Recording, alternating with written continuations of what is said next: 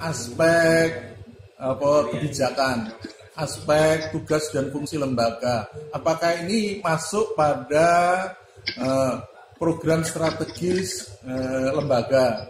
Artinya adalah masuk di RKKL atau DIPA di LPMP. Terus kebijakan daerah, terus atau mungkin tujuan secara nasional dan sebagainya. Terus yang kedua adalah mungkin Bapak Ibu dalam rangka studi kelayakan lokasi penerapan media. Nah, ini akan lebih sederhana. Suatu contoh misalnya Bapak Ibu akan mengembangkan tadi seperti di Lampung ya, di studi kelayakan model pembelajaran flipped classroom dengan menggunakan virtual lab. Nah ini harus dipilih sekolah-sekolah yang pertama tadi secara teknologi harus ada internet. Yang kedua siswanya harus memiliki HP dengan spesifikasi yang Android yang bisa memutar virtual lab. Terus dari dan berbagai aspek yang lain ya. Jadi mungkin karena ini flipped classroom maka harus terintegrasi dengan mata pelajaran yang lain. Terus yang kedua mungkin gurunya, ada guru fisika yang mau nggak yang jadi volunteer untuk menerapkan ini. Terus bagaimana kebijakan sekolah dan sebagainya. Ini dalam rangka studi kelayakan lokasi penerapan. Jadi silakan Bu Yolanda. Baik, ada yang lain dari Ibu? Pak Harjito, kembali mungkin bisa?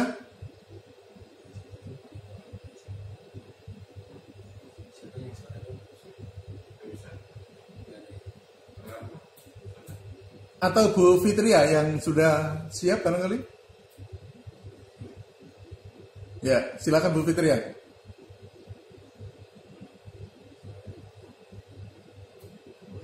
Nggak bisa? Dari sananya. Pak Ayub ya. Ada Pak Ayub Pak, tapi nggak ada namanya, tapi dia monitor Pak Ayub. Pak Ayub Siregar. Ada yang lain mungkin dari tidak tampil di layar, tapi ada Pak Ayub Siregar. Silakan. Silakan Pak Ayub Siregar.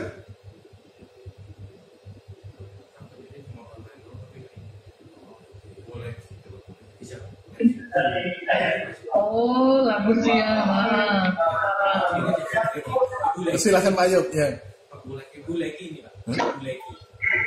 Pak Ayub tidak connect, kita lanjut mungkin Bu Leki. Ya, silakan Bu Leki.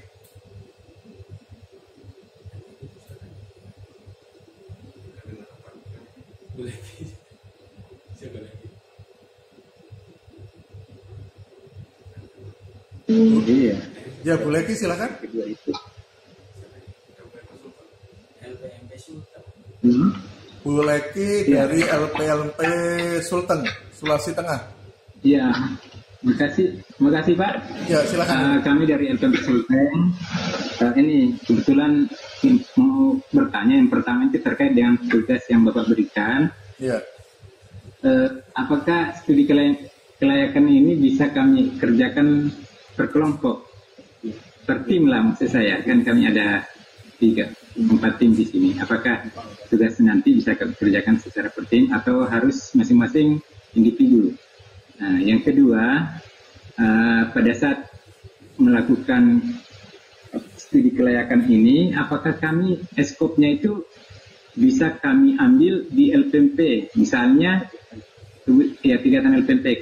Misalnya kemarin kan LPMP itu kan melakukan ini penjaminan mutu. Nah, itu kan yang diundang itu kepala sekolah, pengawas, operator juga. Nah, apakah kami bisa mengambil studi kelayakan untuk kegiatan penjaminan mutu itu? Nah, terus juga ketika misalnya ada pelatihan untuk karyawan di LPMP, apakah kami juga bisa melakukan studi kelayakan untuk kegiatan untuk pengembangan SDM di lingkup LPMP Sulawesi Tengah. Terima kasih, Pak. Ya, baik, Pak. Jadi yang pertama, apakah tugas yang pertama jawab, tugas untuk tugas akhir diklat ini apakah bisa dilakukan secara tim atau secara kelompok? Boleh ya, jadi silahkan Bapak Ibu bisa, kalau dalam satu lembaga ini ada, misalnya di LPMP ini ada yang 4 orang, di maksimal 4 di Bapak Ibu ya, di satu ketua, 3 anggota tim. Jadi boleh dilakukan dengan tim, tapi maksimal 4 orang. Ya. Terus yang kedua, jadi tadi di objek studi kelayakan atau topik studi kelayakannya. Yang pertama, Bapak Ibu harus sesuai dengan tugas dan fungsi lembaga. Nah, di LPMP adalah misalnya tadi adalah berkaitan dengan penjaminan mutu. Terus yang ketiga, harus sesuai dengan tugas dan jenjang jabatan PTP Bapak Ibu.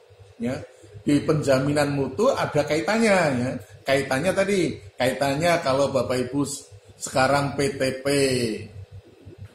pertama atau PTP muda, maka penjaminan mutu kaitannya atau aspek yang Bapak Ibu utamakan adalah pada aspek pengembangan media pembelajarannya atau aspek pengembangan hypermedianya.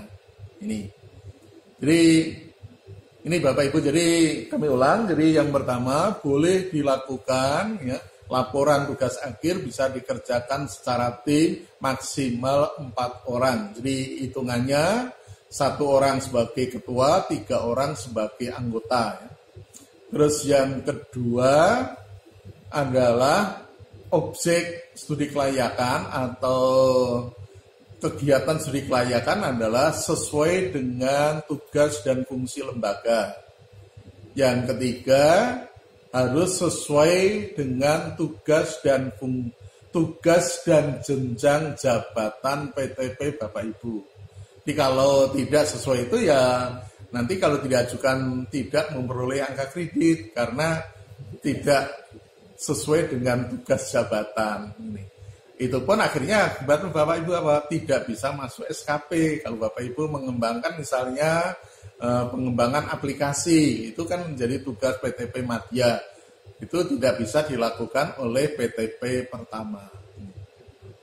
Oke Bapak Ibu?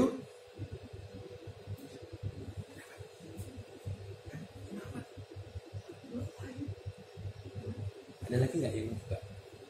Masih ada yang belum dapat kesempatan untuk diskusi Bapak Ibu?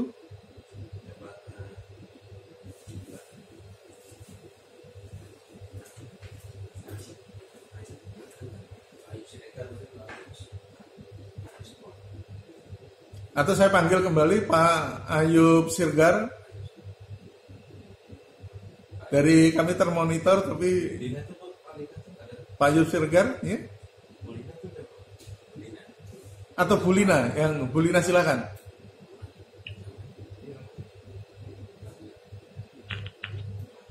Ya silakan Bulina.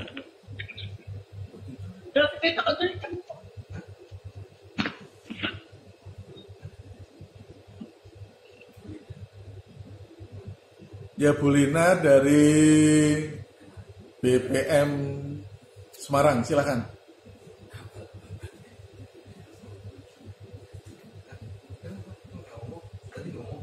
Silakan Bu Lina ya.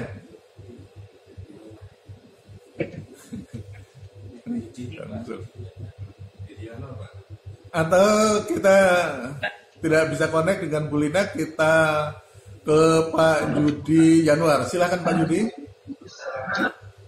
Ya, Pak Yudi Januar, silakan.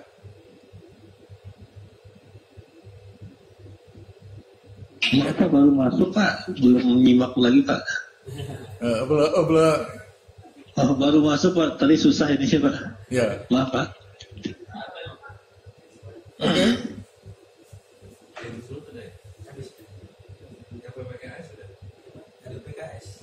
atau dari LPPKS? Silakan.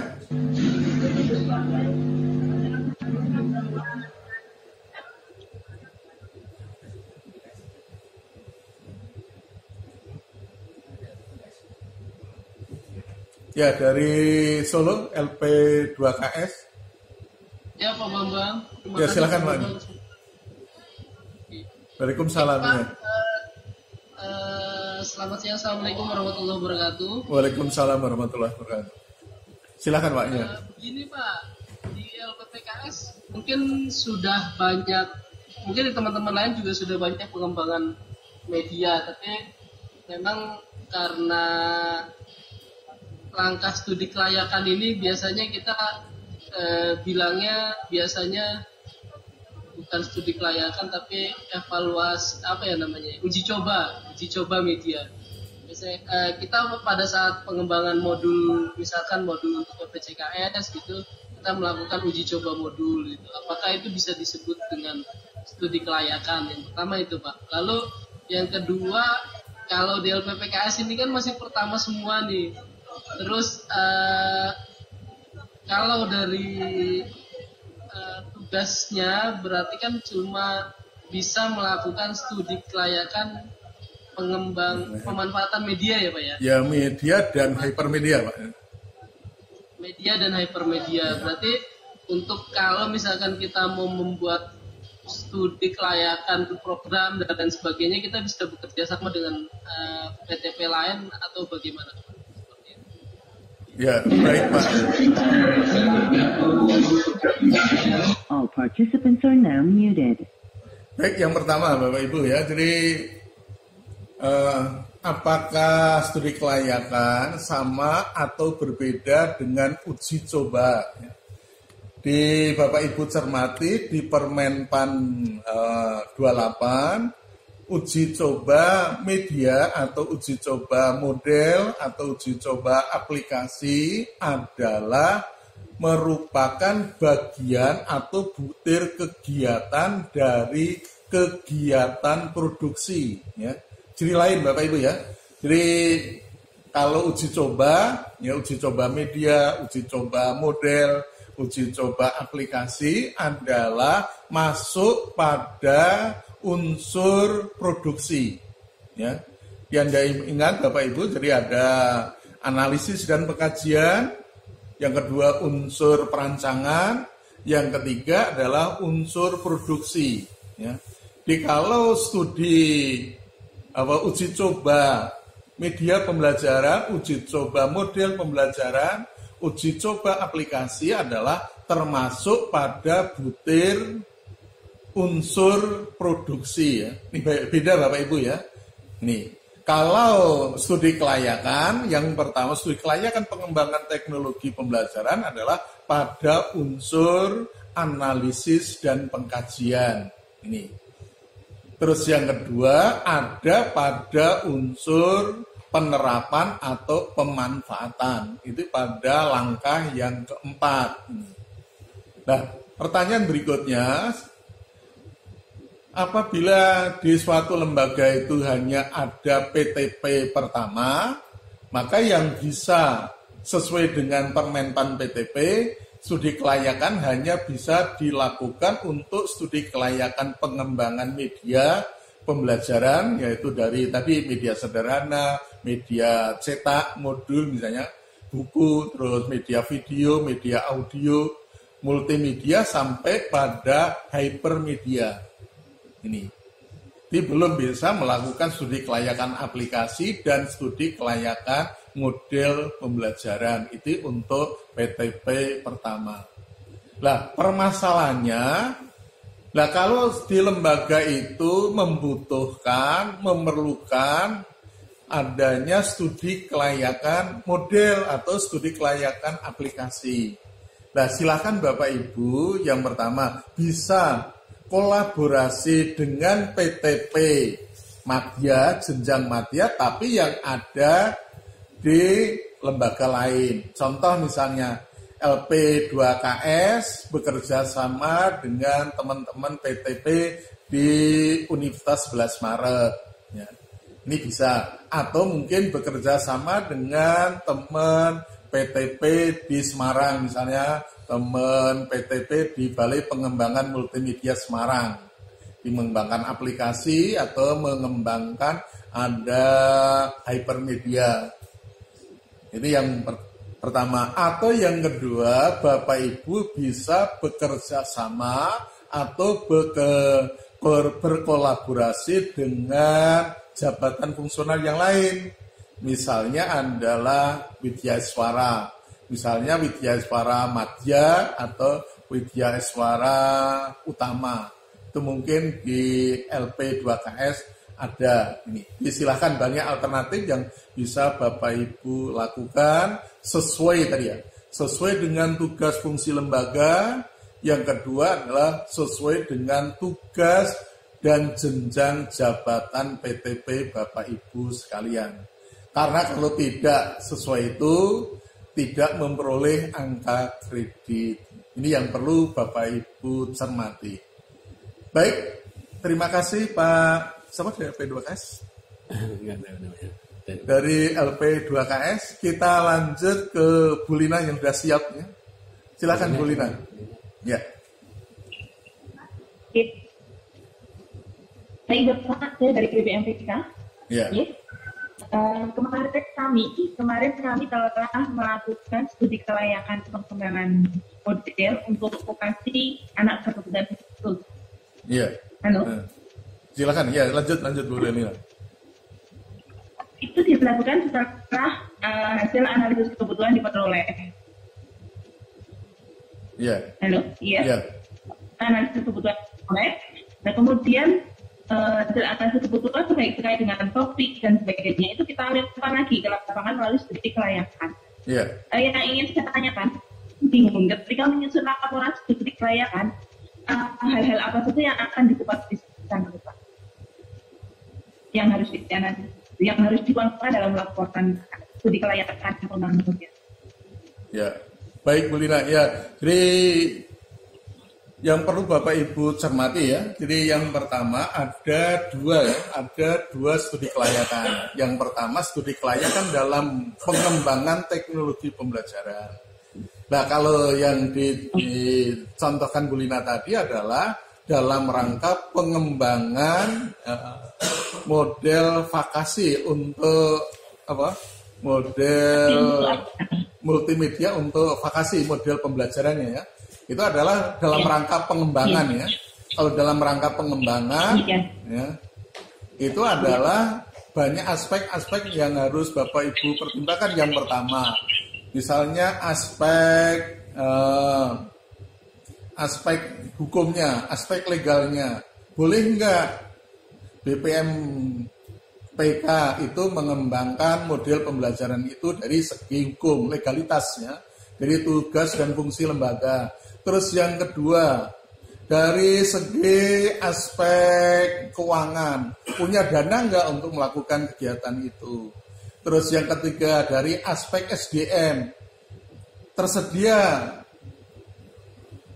petugas enggak, tersedia SDM enggak untuk melakukan studi kelayakan itu. Terus mungkin dari segi aspek teknologi, ya, teknologinya teradip enggak teknologi yang akan Bapak Ibu pilih ini, sesuai ke depannya bagaimana, terus akan keberlanjutan dan sebagainya.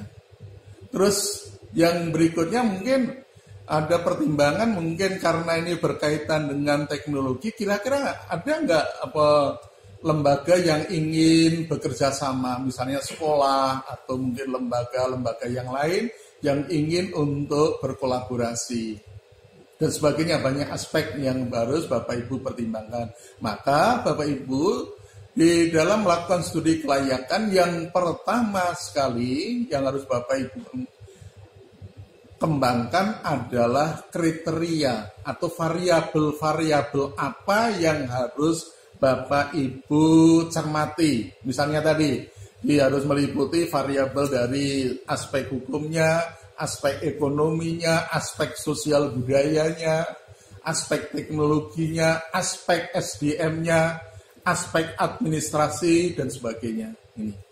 Tapi lain sekali yang kedua, kalau Bapak Ibu tadi produknya ya itu sudah jadi. Nah itu baru yang kita sebut tadi adalah pada unsur yang keempat, studi kelayakan dalam rangka penerapan. Nah ini adalah berkaitan nanti kita sebut dengan studi kelayakan lokasi. Kira-kira kalau model pembelajaran itu cocok diterapkan di sekolah yang mana? Apa di sekolah yang ada di perkotaan, atau sekolah yang jenjang SMP, SMA, atau sekolah yang ada di pegunungan dan sebagainya. Ini bisa Bapak Ibu pertimbangkan. Baik, ada yang lain Bu Lina, silakan. Ya. Enggak, Bu Lina ini. Bu Lina. Masih nanya.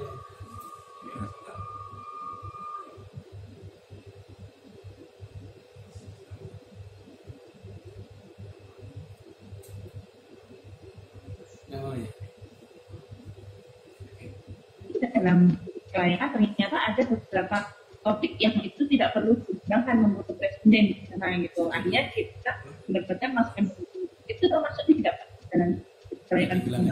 Ya baik, jadi baik kalau untuk pengembangan media pembelajaran Bapak Ibu ya, jadi sudah kan sampai ke level mata pelajaran ya, terus level kelas sampai pada level topik ya. Nah, Bapak Ibu yang harus Bapak Ibu cermati yang pertama, kriterianya adalah karakteristik medianya ya. Terus yang kedua, karakteristik kontennya, ini dalam kaitannya tadi pemilihan topik ya. Dan berbagai aspek teknis teknologinya mestinya ini. Jadi betul Bu Lina, jadi untuk studi kelayakan dalam rangka pengembangan media pembelajaran yang perlu Bapak Ibu cermati adalah jenjang sekolahnya ya. Apa cocok untuk SD, SMP, SMA, SMK. Terus yang kedua kelas berapa. Terus yang kedua mata pelajaran apa sampai pada topik apa ya. Jadi karena masing-masing media memiliki karakteristik yang berbeda. Demikian juga kontennya juga memiliki karakteristik yang berbeda.